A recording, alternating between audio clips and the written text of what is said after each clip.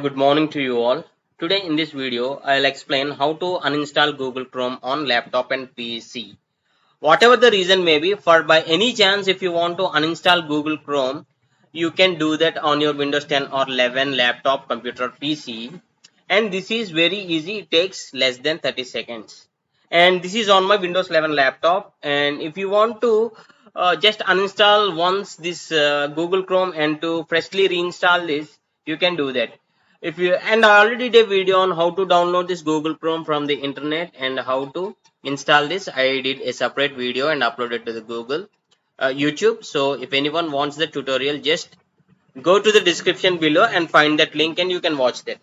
Okay, on Windows 11, click on this Windows symbol, then click on settings here.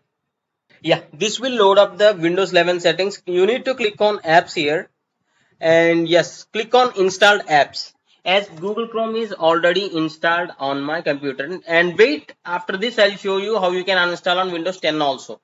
And now you need to find Google Chrome. You can use the search bar or you can just scroll down to find Google Chrome. See here, where is this Google Chrome? See here, Google Chrome, and right there will be three dots and click on uninstall.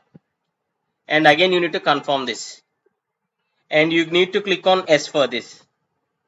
Once you confirm the uninstallation process, Google Chrome will get completely uninstalled or deleted from your computer, laptop. If it is on Windows 10, just you need to click on control panel. There will be control panel, right? Control panel. If it is on Windows 10, I am saying, just through control panel, you can click on installed apps, and under installed apps, you need to find Google Chrome. Then you can directly delete from that control panel.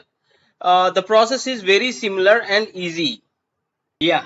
Once you click on control panel, uninstall a program. So this is what you will find in Windows 10. And just you need to find Google Chrome somewhere here on your computer, and just you can right click on this and you can click on uninstall.